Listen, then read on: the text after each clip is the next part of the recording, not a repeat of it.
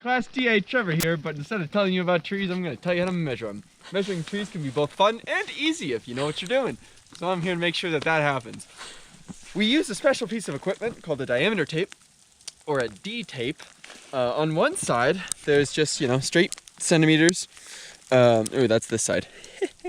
Straight centimeters all the way to meters. And on the other side, it just converts the circumference of a tree straight into the diameter, which is really handy. You don't have to do any extra math.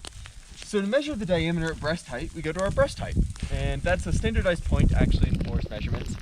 4.5 feet or 137 centimeters. So what we do is we take our D-tape and we go to, for me, it's right about here. Stick our one end of the D-tape in the tree. We go around making sure that the tape is perpendicular to the trunk all the way around the tree. We do our best to make sure that it doesn't hit any snags or anything like that. Yeah, and then we just double check that it's straight, lined up. Good, good. All right, and then when we're done, there's a 0 mark on the tape. So we record how many centimeters this reaches. So this is 49.4 centimeters, overlaps the 0 point right there, and we would record that for this tree. So this was an easy tree to get started. There's a lot of different scenarios that, it's not always this easy. So we'll be going over those next. So to measure 4.5 feet or 137 centimeters, where you will be taking breast height on your own body, you can just take a meter tape or something like that, something that you know the length of, put it on the ground, right where it starts at 0, and then you go up to 137 centimeters. So right there, right at my buttons. Hey class, it's your TA Trevor here with another diameter breast height tree measurement video. Alright, so here's another peculiar case where we might get confused.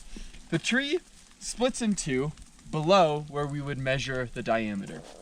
So what do? There's only one root in the ground, it sort of connects, but there's two trunks at 4.5 feet.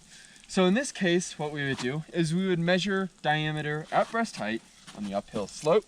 For both of these, we would tag each tree if we were doing fixed plot measurements, and we would make a note that they were connected and pretty well established as the same individual. All right. Okie doke, class. So here's a situation where we might have some questions. This tree is growing on a pretty pronounced slope. So do we take our 4.5 foot measurement for breast height from the bottom of the tree or from the top? Depending on how the tree is facing and sort of the size and temper of the tree, we could get different measurements. So as a standard rule, we always take breast height on the upslope part of the tree. So from here, we'd be on the upslope, we'd measure 4.5 feet, right at my button.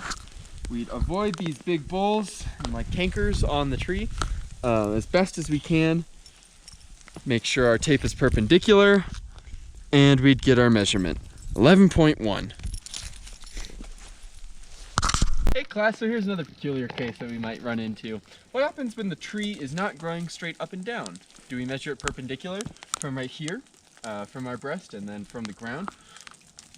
Rather, what we do is we imagine a straight line from the ground in the direction of the tree, 4.5 feet up from there, and we take our breast height measurement there.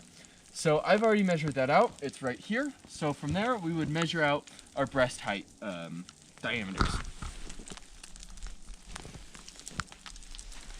Quick note on that, make sure that when you're taking your diameter measurements, it's always perpendicular to the trunk that you take your diameters.